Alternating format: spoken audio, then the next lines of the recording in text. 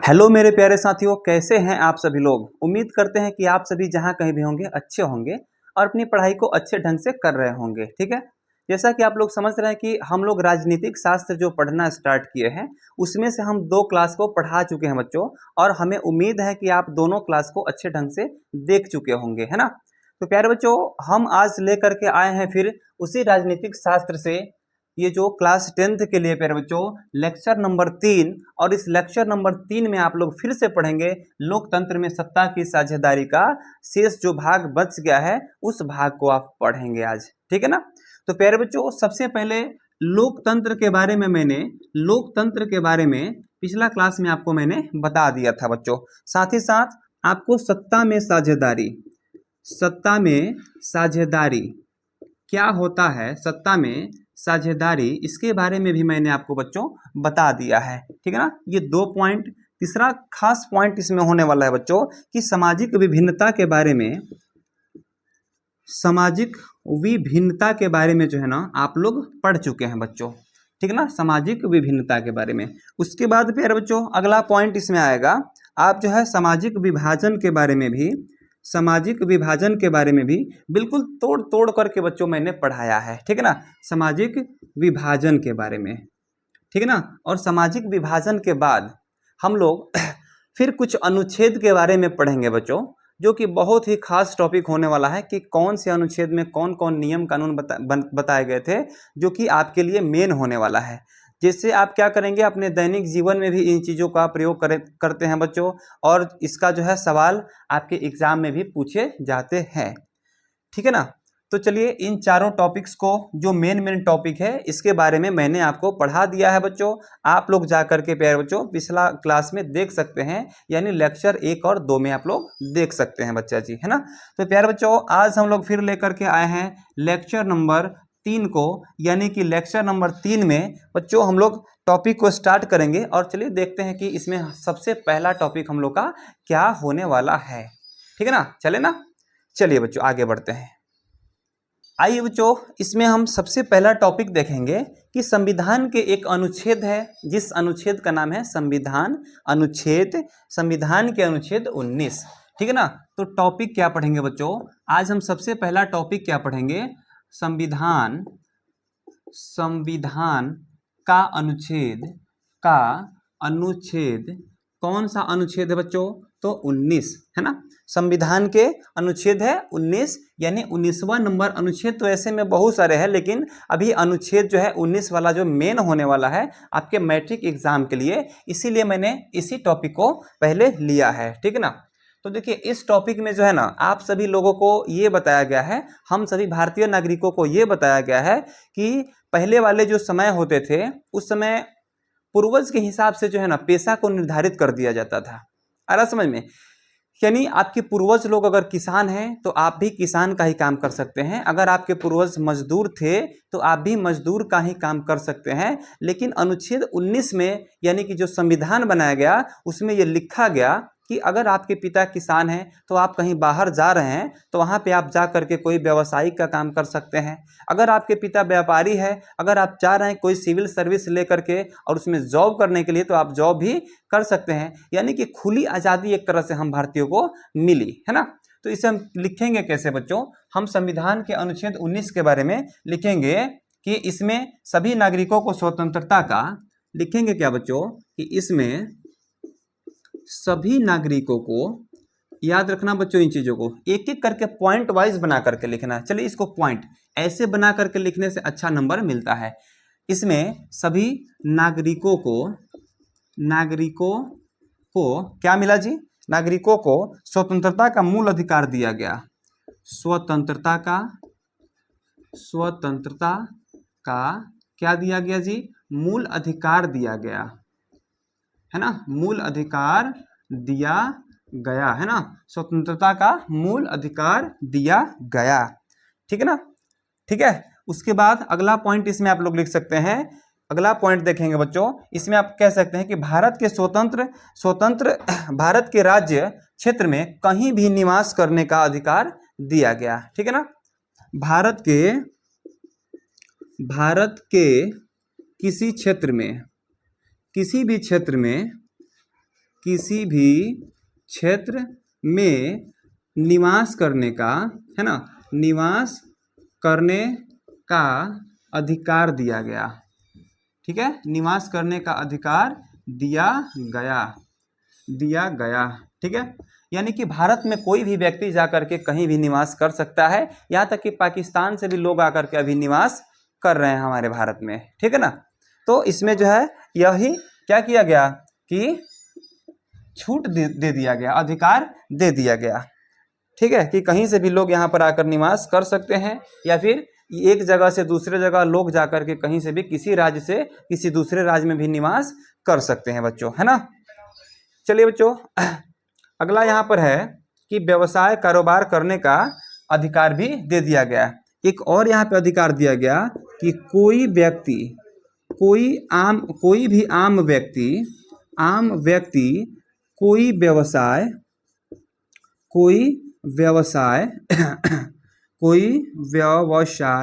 ठीक है, कोई व्यवसाय या फिर कोई व्यापार या कोई सत्ता में कोई भी सत्ता का पद भी हासिल कर सकता है, कर सकता है। ठीक है ना, अपने निपुणता के आधार पर जो है, अगर कोई व्यक्ति उसमें सक्षम है कि हाँ हम आगे वाले कोई पद में जो है, सत्ता के कोई पद में हम क्या कर सकते हैं, कोई नेता के पद पर हम जा सकते हैं, तो वह क्या करता है कि वह अपना अधिकार वहाँ पे जमा सकता है। ठीक है, ऐसे में देखना कि पहले तो पिछड़े वालों को सीट दिया गया था। कुछ दिन पहले मुखिया का जो इलेक्शन हो रहा था, उसमें तो नीचे वाले को ही अच्छा जगह दिया जा रहा था। ठीक है ना, इसमें इन लोगों को आरक्षण भी अभी दिया जा रहा है। ठीक है ना, आरक्षण भी दिया जा रहा है कि छोटे लोग जो है उठ करके बड़े लोग बन सके, है ना जी। चलिए, उसके बाद एक और अनुच्छेद है संविधान का, जो कि 15वां है। ठीक है ना, अगला पॉइंट हम लोग देखेंगे क्या अगला पॉइंट है संविधान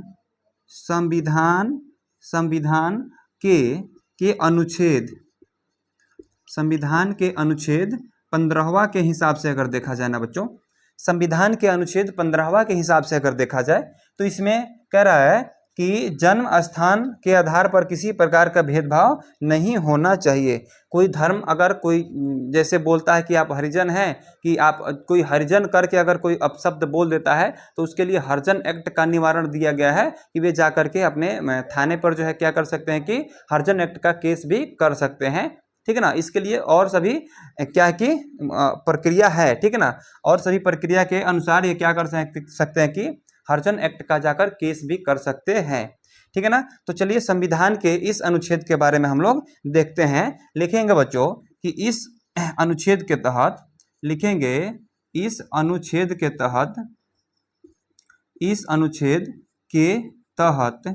क्या कर सकते हैं, तो इस अनुच्छेद के तहत धर्म वंश जाति है ना, धर्म वंश जाति, ठीक है ना, या जन्म स्थान के आधार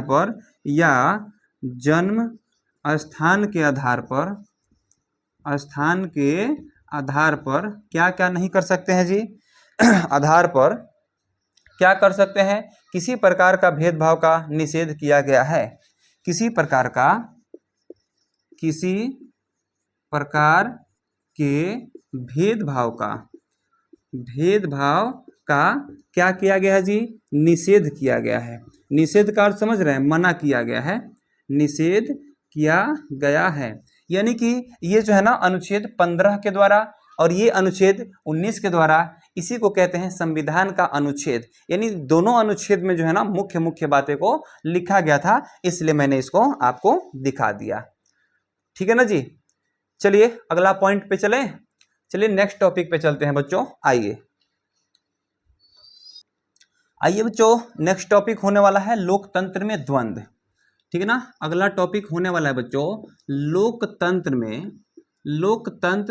में द्वंद्व। ठीक है ना। यानी कि लोकतंत्र कहीं कहीं ऐसा भी होता है कि दो भागों में बढ़ जाता है।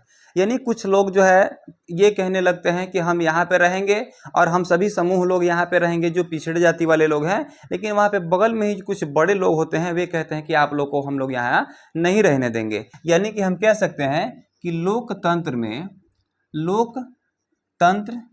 में उत्तर इसका कैसे लिखेंगे कि लोकतंत्र में समानता पर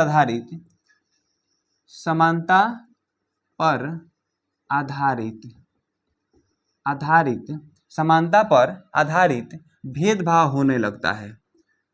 भेदभाव क्या होने लगता है? भेदभाव होने लगता है, ठीक है ना। या फिर स्थान के आधार पर भेदभाव होने लगता है, ठीक है ना। कभी कभार ये भी होता है बच्चों कि जाति के आधार पर भी भेदभाव होने लगता है, ठीक है ना। या जाति के आधार पर भेदभाव होने लगता है, ठीक है ना। भेदभाव होने लगता है, ठीक है ना। तो हम उसे ही क्या कहते हैं? उसे लोकतंत्र में द्वंद्ववाद कहा जाता है। उसे क्या कहा जाता है बच्चों? उसे लोकतंत्र में, अगर ऐसे सवाल पूछे तो ऐसे ही आप लोग लिखेंगे, उसे लोकतंत्र में द्वंद्ववाद कहते हैं। द्वंद्ववाद या फिर लोकतंत्र में द्वंद्व कहते हैं, ठीक है ना। लोकतंत्र में द्वंद्व कहते हैं। जैसे एक बार मुंबई में हुआ था क्या कि मुंबई में बहुत सारे बिहारी और यूपी वाले चले गए थे, ठीक है ना। जिससे क्या हो रहा था कि मुंबई वालों का वहाँ पे क्या हुआ था कि सैलरी कम हो गया था। वहाँ पे जो है वे लोग जो काम करते थे, वहाँ के जो लेबर ग्रेड के जो लोग थे, उन लोगों को काम करने में दिक्कत होने लगा, क्योंकि बिहारी बहुत अधिक मेहनती होते हैं। और ये जा करके वहाँ पे जब काम करने लगे तो मुंबई वाले जितने भी लेबर ग्रेड के आदमी थे, वे बोलने लगे बिहारियों को भगाओ, ठीक है ना। और बिहारियों को भगाओ एक क्रांति के रूप में वे लोग क्या किए ना कि एक मुद्दा को खड़ा कर दिए। और उस समय क्या हुआ कि बिहारी वाले लोग भी क्या किए कि संघर्ष किए, और दोनों में क्या हुआ कि जमकर मारपीट हुआ, है ना। उस समय बिहारी लोग भी जमकर मारपीट किए, जिसको हम क्या कहेंगे? द्वंद्व कहेंगे। लोकतंत्र में द्वंद्व कहेंगे बच्चों। इसी प्रकार एक बार मैसूर और बिहार में भी हुआ था, ठीक है ना। मैसूर और बिहार वालों से झगड़ा हो गया था। मैसूर कुछ काम करने के लिए लोग गए थे, वहाँ पे झगड़ा हो गया था, तो वहाँ पे भी लोकतंत्र में द्वंद्व हुआ था कहेंगे बच्चों, ठीक है ना। उसी प्रकार एक बार असम और बिहार वालों में भी हुआ था, ठीक है ना। असम और बिहार वालों में क्या हुआ था कि झगड़ा हो गया था, ठीक है ना। तो इसी को कहेंगे कि वहाँ पे लोकतंत्र में द्वंद्व हुआ था। यानी कि लोकतंत्र में समानता पर आधारित भेदभाव होने लगता है, स्थान के आधार पर भेदभाव होने लगता है, या जाति के आधार पर भेदभाव होने लगता है, उसे क्या कहते हैं? लोकतंत्र में द्वंद्व कहते हैं, ठीक है ना जी। अगला पॉइंट देखें क्या? उसके बाद है बच्चों रंग भेद। अगला पॉइंट आएगा इसी में बच्चों, रंग भेद। रंग भेद या इसका एक और नाम है बच्चों नस्ल भेद। रंग भेद या नस्ल भेद भी इसको कहते हैं बच्चों।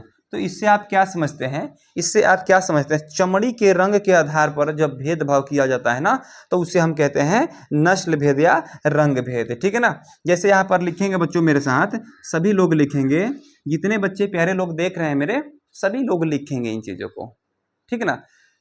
क्योंकि एग्जाम में अगर पूछ देता है ना कि रंग भेद क्या है या फिर नस्ल भेद क्या है बच्चों, तो यहाँ पे लिखना जरूरी होता है ताकि आपका नंबर कटने ना पाए। और देखिए बहुत सारा परिभाषा ऐसा भी होता है कि आपके मन में उठ रहा है, लेकिन हम लिखें कहाँ से, लिखना कहाँ से शुरू करें, उसको आप नहीं लिख पाते हैं, ठीक है ना। तो मेरे साथ सभी बच्चे लिखेंगे कि चमड़ी के रंग के आधार पर, चमड़ी के रंग के आधार पर चमड़ी के रंग के आधार पर भेदभाव करना है ना। चमड़ी के रंग के आधार पर भेदभाव करना क्या कहलाता है मेरे बच्चे? तो रंग भेद या नस्ल भेद। रंग भेद या नस्ल भेद कहलाता है। रंग भेद या नस्ल भेद कहलाता है।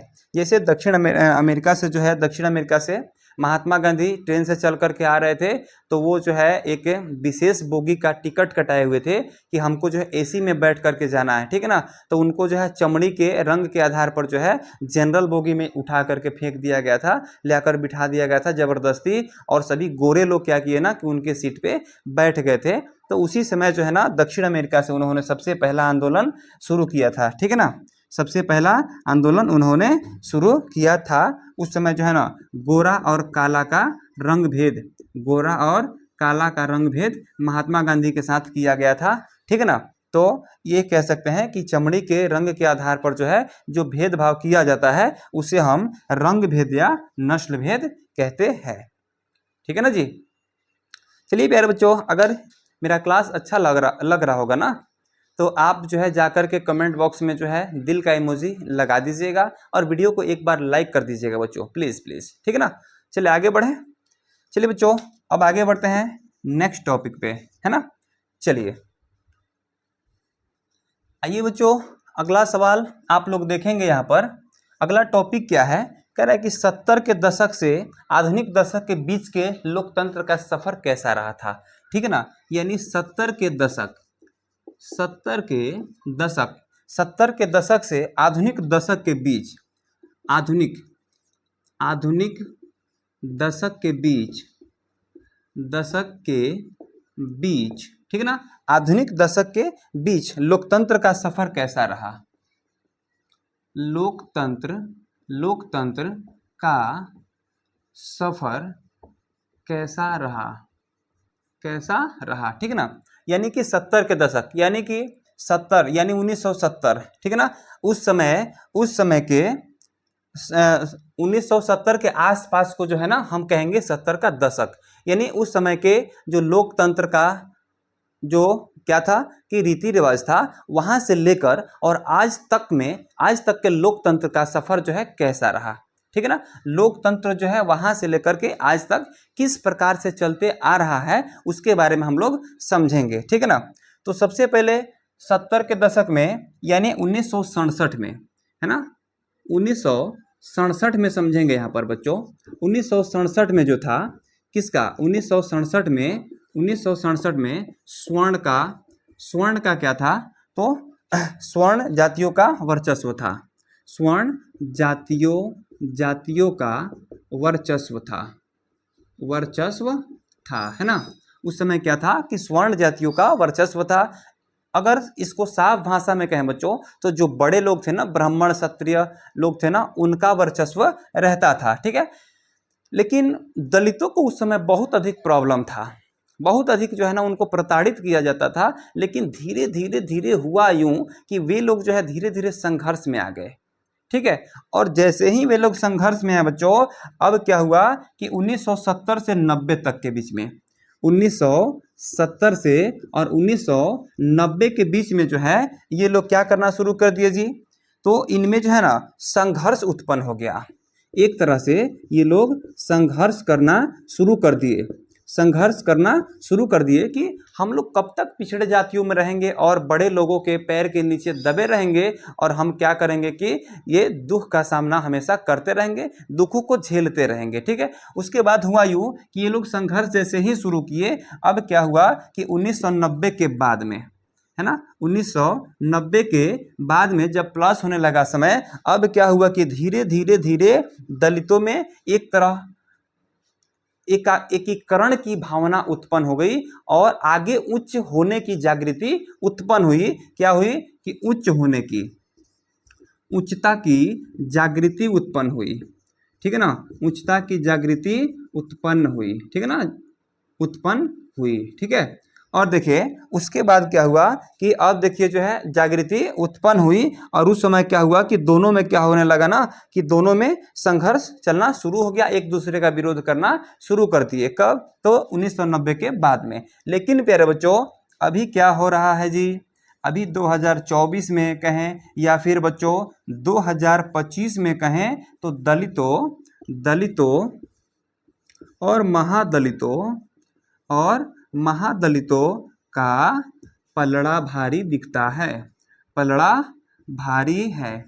पलड़ा भारी है, यानी कि इन लोगों का वर्चस्व, इन लोगों का पलड़ा भारी या फिर वर्चस्व भी कह सकते हैं, वर्चस्व भी कह सकते हैं कि है या फिर वर्चस्व है, पलड़ा भारी है या फिर इन लोगों का भी वर्चस्व अभी उत्पन्न हो गया है।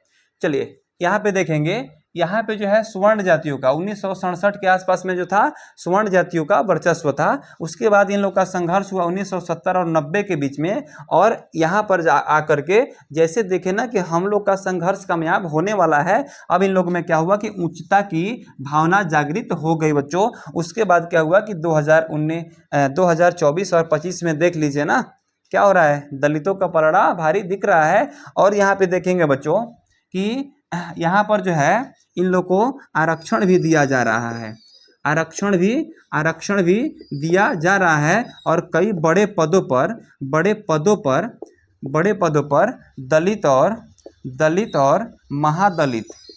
दलित और महादलितों को देखा जाने लगा है। ठीक है ना, तो आजकल जो है महादलितों और दलितों का क्या पलड़ा भारी दिख रहा है। ठीक है, चलिए आगे बढ़े, चलिए नेक्स्ट टॉपिक पे चलते हैं। ठीक है ना, आइए प्यारे बच्चों, इसके बाद हम लोग देखेंगे वर्ण के बारे में, जो कि बहुत ही एक छोटा सा टॉपिक है ना, वर्ण के बारे में। तो प्यारे बच्चों, हिंदी में आप लोग पढ़े होंगे कि वर्ण जो है अक्षर को ही कहा जाता है, और अक्षर उसे कहते हैं जिसका खंड या टुकड़ा नहीं किया जा सकता है। यानी कि हम वर्ण का परिभाषा ऐसे देते हैं बच्चों छोटे क्लास में कि जिस ध्वनि वर्ण एक ऐसी ध्वनि है जिसकी वर्ण या खंड या टुकड़ा नहीं किया जाता हो। ठीक है ना, लेकिन प्यारे बच्चों यहाँ पर वर्ण जो है पॉलिटिकल साइंस में आपको पढ़ना है, जो कि थोड़ा सा डिफरेंट टाइप से पढ़ना है। ठीक है ना, तो यहाँ पे बच्चों देखेंगे वर्ण के बारे में, तो जाति के समूह को क्या कहा जाता है, तो वर्ण कहा जाता है। यहाँ पे देखेंगे प्यारे बच्चों, जाति के समूह को क्या कहा जाता है बच्चों, तो वर्ण, या फिर इसे हम लोग वर्ग भी कहते हैं, वर्ग कहते हैं। ठीक है ना, वर्ण या वर्ग कहते हैं। ठीक है, तो प्यारे बच्चों आप लोग पहले ही समझ चुके होंगे कि जाति को जो है कई वर्णों में या फिर कई वर्गों में बांटा गया है। तो आइए इसको हम लोग देखते हैं कि जाति को कितने वर्ग में बांटा गया है। ठीक है ना, तो हम यहाँ पे लिखेंगे वर्ण 4 प्रकार के होते हैं। फिर अगला टॉपिक क्या लिखेंगे, वर्ण के 4 वर्ण या वर्ग के 4 प्रकार हैं, 4 प्रकार हैं। तो पहला लिखता हूं बच्चों, यहाँ पे दूसरा लिखता हूं, तीसरा लिखेंगे, साथ ही साथ चौथा को भी लिखेंगे। सबसे पहला हो जाएगा बच्चों ब्राह्मण हो जाएगा। उसके बाद क्या हो जाएगा बच्चों, क्षत्रिय हो जाएगा बच्चों। उसके बाद यहाँ पे हो जाएगा वैश्य हो जाएगा बच्चों। और प्यारे बच्चों चौथा में आता है शूद्र। ठीक है ना, चौथा में क्या आता है बच्चों, शूद्र आता है। यानी कि इस प्रकार से हम लोग वर्ण या वर्ग को जो है 4 भागों में बांटते हैं। ठीक है, ब्राह्मण का काम क्या होता है बच्चों, ये जो है ना पूजा या फिर अनुष्ठान करवाते हैं।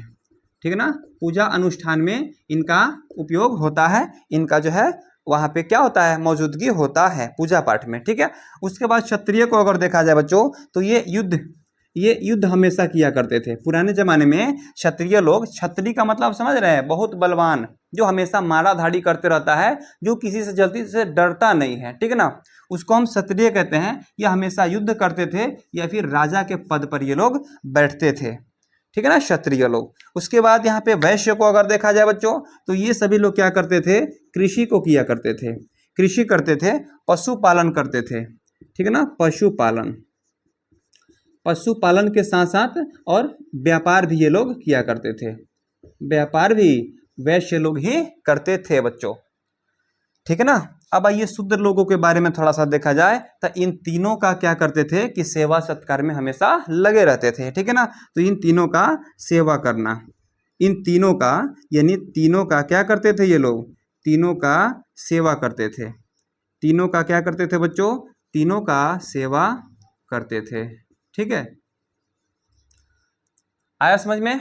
तो आप लोग यहाँ पे वर्ण को भी समझ लिए कि जाति के समूह को वर्ण कहते हैं या फिर वर्ग भी कहते हैं। और अगर देखा जाए कि वर्ण जाति के समूह या वर्ग के भेद कितने हैं बच्चों? तो 4 भेद हैं। सबसे पहले इसमें 4 भागों में बांटा गया है। ब्राह्मण हो गए, क्षत्रिय, वैश्य, शूद्र, ठीक है ना। ब्राह्मण का काम होता है पूजा पाठ में, और ये युद्ध करते थे और राजा बनते थे, और ये कृषि पशुपालन व्यापार को किया करते थे, और ये तीनों का क्या करते थे कि इन तीनों का, ब्राह्मण, क्षत्रिय और वैश्य का क्या करते थे? सेवा सत्कार करते थे, ठीक है ना। चलिए बच्चों आगे बढ़ जाए, आगे बढ़े क्या बच्चों? अब अगला एक और छोटा सा पॉइंट है बच्चों इसमें कि अत्यंज क्या है? अंत्यंज, अत्यंज, अंत्यंज क्या है, ठीक है ना। तो अत्यंज जो है, अंत्यंज, ये कोई बड़ा टॉपिक नहीं है, छोटा सा ही टॉपिक है। कह रहा है कि वर्ण के निचले पदक्रम पर, कह रहा है कि वर्ण या वर्ग के निचले पदक्रम पर, है ना, निचले पदक्रम पर, ठीक है ना, पदक्रम पर उपस्थित जातियां, उपस्थित जातियां क्या कहलाते थे जी? अत्यंज कहलाती है।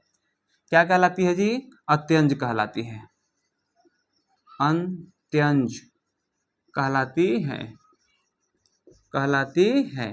देखिएगा, वर्ण या वर्ग के निचले पदक्रम पर उपस्थित जातियां क्या कहलाती है जी? अंत्यंज कहलाती है, ठीक है ना, अंत्यंज कहलाती है,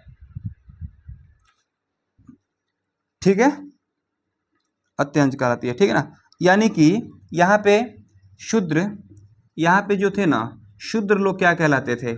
जैसे शूद्र लोग, ठीक है ना, इनसे क्या होता था? इनको अछूत माना जाता था, इनको अछूत माना जाता था, अछूत। इनसे छुआछूत का भावना लोग क्या करते थे कि रखते थे, या फिर अंत्यंज भी कहते थे, ठीक है। आगे समझ में? तो चलिए इस प्रकार से हम क्या करेंगे कि फिर आगे की तरफ धीरे धीरे रुख करते हैं। यहाँ तक बच्चों को समझ में आ गया होगा। तो प्यारे बच्चों जल्दी से कमेंट बॉक्स में जो है सभी लोग बेस्ट लगाएंगे, अगर क्लास अच्छा लग रहा होगा तब, ठीक है ना। चलिए आगे बढ़ते हैं। आइए बच्चों, यहाँ पर अब हम देखेंगे अगला टॉपिक क्या? वर्ण व्यवस्था। अगला टॉपिक क्या है बच्चों? वर्ण व्यवस्था, है ना, वर्ण व्यवस्था, ठीक है ना। तो वर्ण व्यवस्था का मतलब, वर्ण का मतलब जब मैंने आपको बता दिया था बच्चों कि लोगों को जो है अलग अलग समुदाय में बांटना, जाति के धर्म के अनुसार जो है आदमी को क्या कि अलग अलग वर्णों में क्या किए थे कि बांटे थे। तो उसको जो है ना व्यवस्थित करने को ही तो कहते हैं वर्ण व्यवस्था। जैसे हम यहाँ पे लिखेंगे बच्चों कि वर्ण व्यवस्था, यहाँ पे क्या लिखेंगे बच्चों? वर्ण व्यवस्था, ठीक है ना, वर्ण व्यवस्था जाति समूह का पदानुक्रम, जाति समूह का पदानुक्रम, ठीक है ना, पदानुक्रम व्यवस्था है, पदानुक्रम व्यवस्था है, व्यवस्था है, ठीक है, व्यवस्था है जिससे एक जाति के लोग क्या होते हैं कि जिससे एक जाति के लोग कह सकते हैं कि एक जाति के लोग हाल में क्या करते हैं कि सामाजिक पायदान में सबसे ऊपर रहते हैं। लोग सामाजिक पायदान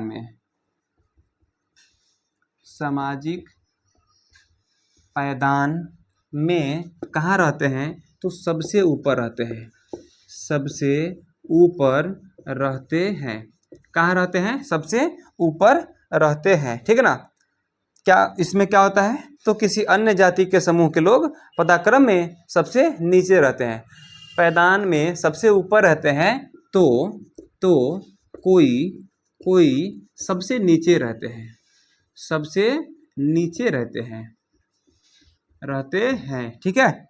जैसे मान लीजिए कि ब्राह्मण लोग उस समय होशियार थे, उस समय ताकतवर थे, उस समय बुद्धि अधिक था उन लोगों का, इसलिए ब्राह्मण लोग क्या किए ना कि ब्राह्मण लोग सबसे ऊपर पायदान पर रह गए, और क्षत्रिय लोग ब्राह्मण लोगों को मानते थे क्योंकि ये लोग होशियार थे। तो इसलिए जो है ना ये क्षत्रिय क्षत्रिय लोग क्या किए कि अपने को थोड़ा सा नीचे रखे, ठीक ना, और उससे भी नीचे सब कुछ उससे भी नीचे किसको रखा गया जी, ये वैश्य को रखा गया, ठीक है ना, वैश्य को रखा गया, और उससे भी नीचे किसको रखा गया, तो शूद्र को रखा गया, ठीक है ना। बस इसी व्यवस्था को हम क्या कहते हैं मेरे लाल, क्या कहते हैं, तो हम कहते हैं वर्ण व्यवस्था। क्या कहते हैं जी, वर्ण व्यवस्था, वर्ण वर्ग या वर्ण व्यवस्था कहते हैं, ठीक है ना। आगे बढ़े, आइए अगला छोटा सा टॉपिक है बच्चों कि जातिगत व्यवस्था।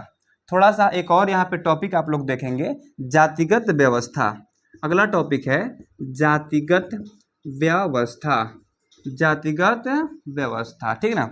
देखिए यहाँ पे जातिगत व्यवस्था को आप क्या कह सकते हैं, इसमें आप लिख सकते हैं कि एक वर्ण में कई समुदाय व्यवस्था होती है, जिसे क्या कहते हैं, जातिगत व्यवस्था कहते हैं।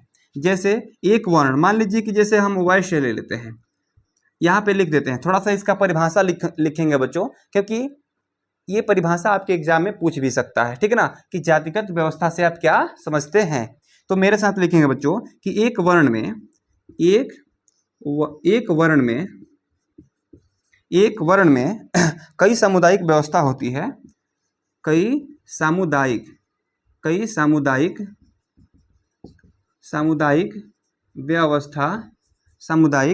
व्यवस्था होती है, ठीक है ना। उसे क्या कहते हैं, उसे कहते हैं बच्चों, उसे क्या कहते हैं, जातिगत व्यवस्था कहा जाता है, उसे जातिगत व्यवस्था कहते हैं।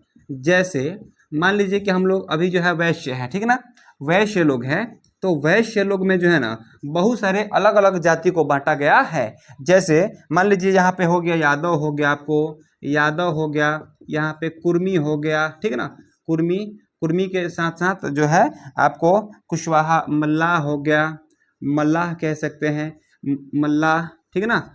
तो इस प्रकार इत्यादि एक वैश्य में से अलग अलग समूह के जाति को क्या किया गया है कि व्यवस्थित कर लिया गया है बच्चों। हम उसी को क्या कहते हैं मेरे लाल, हम उसी को कहते हैं जातिगत व्यवस्था, यानी कि जाति को भी अलग अलग रूप में व्यवस्थित कर दिया गया है, हम उसी को कहते हैं जातिगत व्यवस्था। यानी एक वर्ण में कई समुदाय व्यवस्था होती है, उसे जातिगत व्यवस्था कहते हैं। जैसे में वैश्य से यादव हो गए, केवल वैश्य में देखिए व्यवस्थित किया गया है, यादव हो गए तो कुर्मी हो गए तो मल्लाह हो गए। देखिए आ रहा समझ में, ये जातिगत एक वर्ण है, केवल एक ही वर्ग है या फिर वर्ण है, ठीक है ना, लेकिन इसमें कई और भी व्यवस्था बना दिए गए हैं। आ रहा समझ में। चलिए बच्चों आगे बढ़े ना, आगे बढ़े। एक और छोटा सा पॉइंट है यहाँ पर एक पॉइंट हो गया, ये हो गया बच्चों। अगला पॉइंट मैंने लिखा यहाँ पर, और एक और पॉइंट यहाँ पर मैं लेने जा रहा हूँ, ठीक है ना, कि इसमें दिया है जाति, कि जाति जो है क्या है। तो जाति तो सभी बच्चे समझ रहे हैं, लेकिन कुछ देर पहले मैंने बताया कि लिखे कहाँ से, ये समझ में नहीं आता है। तो प्यारे बच्चों यहाँ पे देखेंगे, इसको ध्यान से सभी बच्चे समझेंगे। कह रहा है कि पेशा पे आधारित, ठीक है ना, पेशा पर आधारित सामुदायिक व्यवस्था ही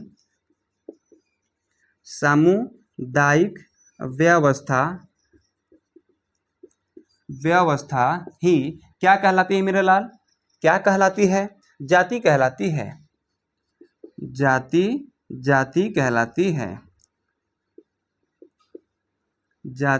कहलाती है, ठीक है ना। जैसे मान लीजिए कि पेशा जो भी होता है ना, उसी के हिसाब से जाति को जो है निर्धारित कर लिया गया था। जैसे मान लीजिए कि नाई हो गए, ठीक है ना, ये दाढ़ी जो है, दाढ़ी ओढ़ी काटते हैं, बाल ओल काटते हैं, मूछ वोछ, ठीक है ना, बनाते हैं, तो इन्हें कहा जाएगा नाई। आ रहा समझ में। और यहाँ पे जो है सोनार, जो है कोई सोनार होता है, ठीक है ना, जैसे सोना वोना का काम करता है ना, गहने जेवरात का जो काम करता है उसको कहेंगे सोनार, ठीक है, क्योंकि सोना का काम, सोना को मुख्य रूप से रख करके और तब इनका जाति ही निर्धारित कर दिया गया है, यानी कि इनका नाम सोनार रख दिया गया, ठीक। उसके बाद जो लोहा का काम करते हैं, जो है लोहा का पेशा करते हैं, उनको लोहार कह दिया गया, ठीक है ना। और यादव, यानी कि इन लोगों को भी इसी प्रकार से अलग एक जाति के रूप में बांट दिया गया। ठीक है, बस हम इसी को कहते हैं जाति। ठीक है ना। चलिए नेक्स्ट पॉइंट पे बढ़े बच्चों। चलिए फटाफट से लाइक करते चलिए सर, लाइक भाई मेरे करते चलिए, साथी मेरे सभी लोग लाइक कर दीजिए। ठीक है ना, आगे बढ़ते हैं।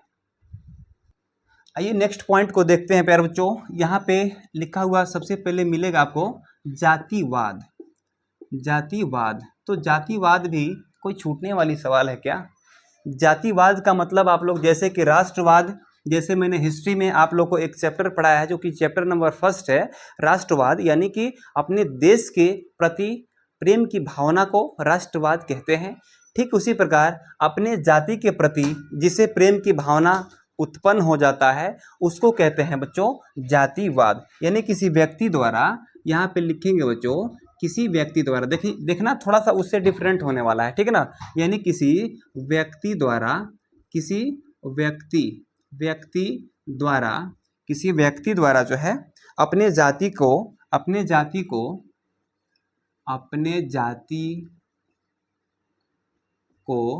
श्रेष्ठ मानना, ठीक है ना, या अपने जाति के प्रति निष्ठा का भावना, या अपने जाति के प्रति निष्ठा का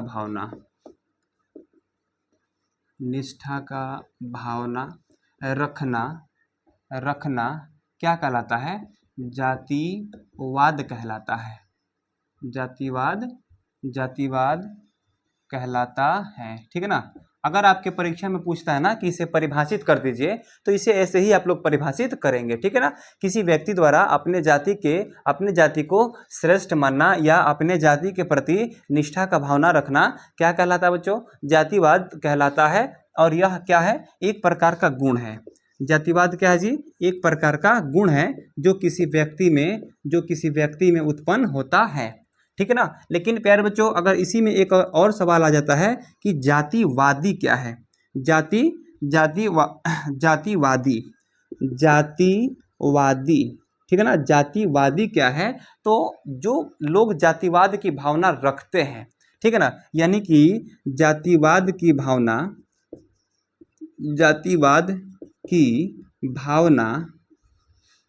रखने वाले लोग या फिर लोगों को जातिवादी कहते हैं।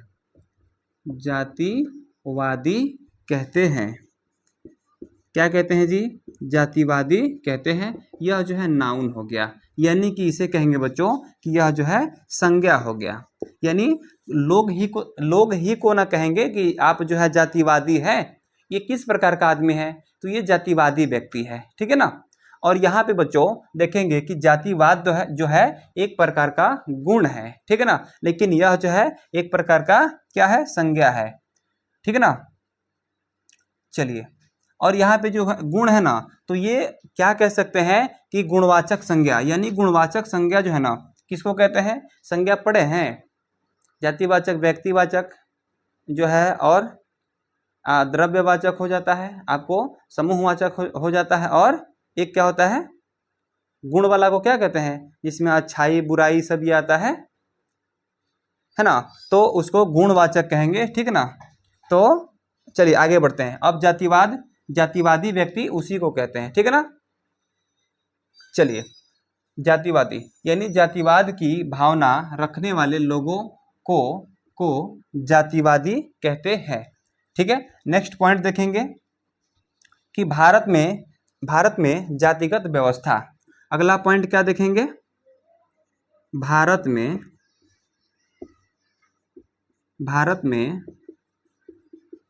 जातिगत व्यवस्था।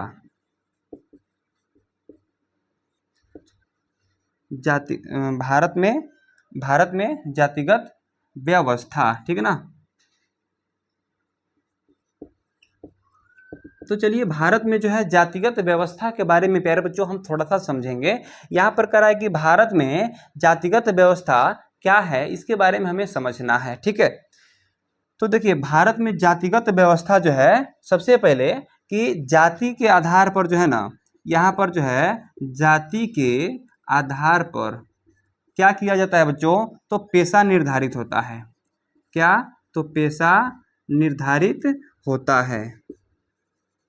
क्या होता है जी, पेशा निर्धारित होता है।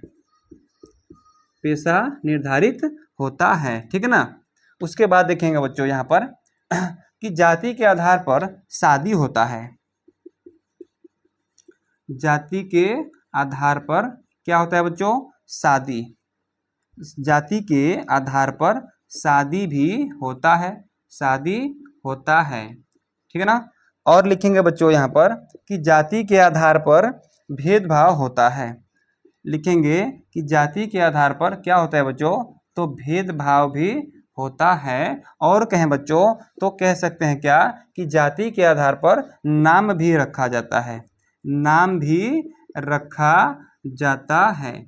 नाम भी रखा जाता है जाति के आधार पर। आ रहा है ना समझ में, जाति के आधार पर जो है नाम भी रखा जाता है। तो अगर आपके परीक्षा में कहीं सवाल पूछता है कि जातिवादी क्या है, उसके बाद कि भारत के जातिगत व्यवस्था को लिखें, है ना। तो ऐसे आप लोग अगर लिख देते हैं तो प्यारे बच्चों आपका नंबर कटने वाला नहीं है और आपको पूरा का पूरा नंबर मिल जाएगा जी, ठीक है ना। तो चलिए प्यारे बच्चों, यहाँ पे आप लोग देख चुके हैं यहाँ पर। अब हम लोग देखेंगे क्या, अगला पॉइंट को, ठीक है ना। आइए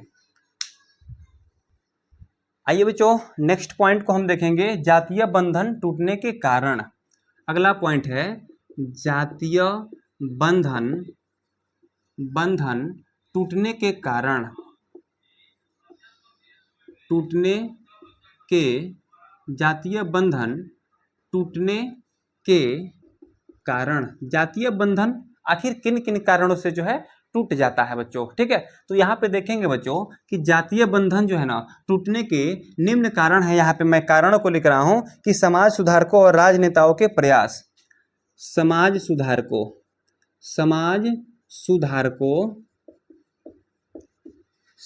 सुधारकों और राजनेताओं के प्रयास। ये जातीय बंधन आखिर कब तक बंधा रहेगा, ये किस दिन टूटेगा कि सभी जाति के लोग जो है एक हो जाएंगे और शिक्षा के अनुसार लोगों को अलग अलग भाग में बांटा जाएगा। शिक्षा से जो है लोगों को पहचाना जाएगा कि जाति का बंधन जो है उस समय तोड़ दिया जाएगा। तो यहाँ पे जो है समाज सुधारक लोग इसको कर सकते हैं और कर रहे हैं भी, और राजनेता भी इस काम को कर रहे हैं, ठीक है। उसके बाद अगला पॉइंट है बच्चे कि साक्षरता और शिक्षा में वृद्धि। साक्षरता में वृद्धि। साक्षरता और शिक्षा में वृद्धि से भी ये काम हो सकता है, जातीय बंधन टूट सकता है। साक्षरता और शिक्षा में वृद्धि से भी यह जातीय बंधन टूट सकता है, साक्षरता और वृद्धि होने से, ठीक है। अगला कारण क्या है बच्चे कि बड़े पैमाने पर शहरीकरण। अगर शहर के लोग हैं, बड़े पैमाने पर शहरीकरण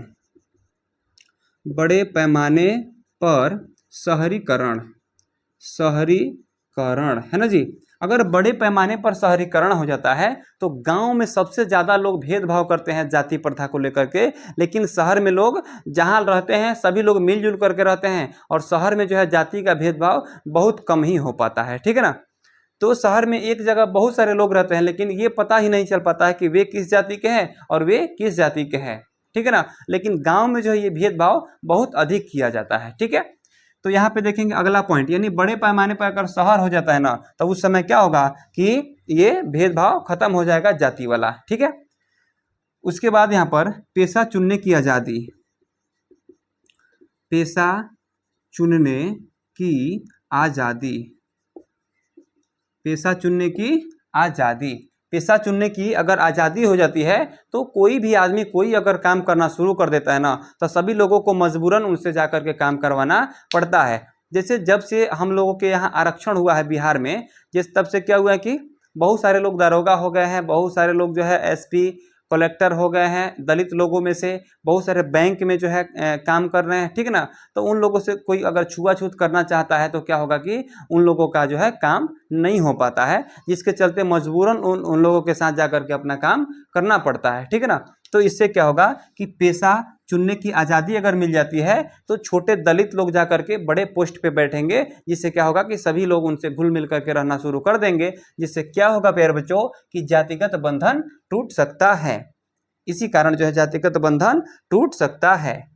ठीक है ना। अगला पॉइंट यहाँ पे देखेंगे बच्चों कि आर्थिक विकास, अगर उनका आर्थिक विकास हो जाता है तो सभी लोग जो है ना उनसे घुल मिलकर रहना शुरू कर देते हैं। ठीक है। आइए अगला पॉइंट है बच्चों, भारत में जातिगत असमानताएं, है ना, भारत में जातिगत असमानताएं। ठीक है ना। यहाँ पे देखेंगे भारत में जातिगत असमानताएं, असमानताएं। ठीक है ना। भारत में जो है जातिगत असमानताएं भी बहुत सारे देखने के लिए मिल जाते हैं बच्चों। जैसे में यहाँ पे देखेंगे कि ऊंची जाति के लोग क्या करते हैं कि ऊंची जाति के लोग यहाँ पे देखेंगे कि ऊंची जाति के लोग असमानता कैसे कैसे हैं। ऊंची जाति के लोग क्या होते हैं, अधिक क्या होते हैं कि अमीर होते हैं, अधिक मात्रा में अमीर होते हैं। ठीक है ना। और क्या होता है कि अगला पॉइंट देखेंगे बच्चों यहाँ पे कि नीची जाति के लोग